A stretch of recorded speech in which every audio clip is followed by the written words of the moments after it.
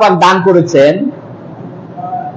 সারা পৃথিবীতে এত বারাকা দান করেন নাই। তার মধ্যে প্রথম হচ্ছে জমজম, এটি হচ্ছে একটি বারাকা। সুবহানাল্লাহ বলে। জমজমের পানি বারাকা কিনা? জমজমের পানি বারাকা কিনা? জমজমের পানি হচ্ছে খাদ্য উপাদান, মানে এটি যদি আপনি পান করেন তাহলে 2-3 দিন আপনি কোনো কিছু না খেয়েও বাঁচতে পারবেন। সুবহানাল্লাহ। এবং এটি হচ্ছে শিফা। জমজমের পানি কি? শিফা। এটি যদি আপনি কোনো ইচ্ছা পূরণের জন্য এটি বিসমিল্লাহ বলে পান করেন, আল্লাহ পাক আপনার যে কোনো ইচ্ছাকে কবুল করে নেবেন। বলি সুবহানাল্লাহ। সুবহানাল্লাহ বলবেন না? তারপরে ইমাম ইবনে কাইয়িম রাহমাতুল্লাহি আলাইহি, তিনি একবার কাবা শরীফে হজ করতে গিয়ে অসুস্থ হয়ে গিয়েছিলেন। অসুস্থ হয়ে যাওয়ার পর তিনি জমজমের পানি হাতে নিলেন আর সূরা ফাতিহা পড়ে তিনি ফু দিলেন আর এই পানি পান করলেন। আল্লাহ তাআলা তাকে শিফায়ে আজিলা কামিলা দান করলেন।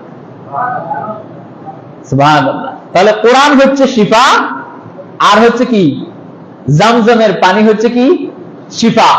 কিন্তু আমরা তো শিফা বুঝি না। কোরআন যে শিফা আর জমজমের পানি যে শিফা, এটা তো আপনি বুঝতেছেন না। যদি বুঝতেন তাহলে অনেক মানুষ, আমার জানা মতে অনেক মানুষ ক্যান্সার রোগী ছিল, জমজমের পানি পান করার কারণে আল্লাহ তাআলা তাকে ক্যান্সার রোগ থেকে মুক্ত করে দিয়েছে। সুবহানাল্লাহ বলবেন না?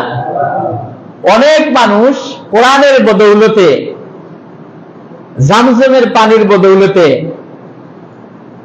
আল্লাহ পাক তাকে নিঃসন্তানীকে সন্তান দান করেছে। এটা কার বরকতে? আল্লাহ পারেন কিনা?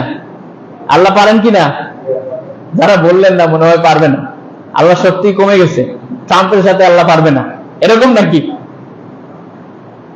আল্লাহ পারবে? আল্লাহ পারবে। ইন্নাল্লাহা আলা কুল্লি শাইইন কাদির। আল্লাহ পাক সব কিছু পারেন, সব কিছু করতে পারেন। ফেরাউন, নমরুদ, হামান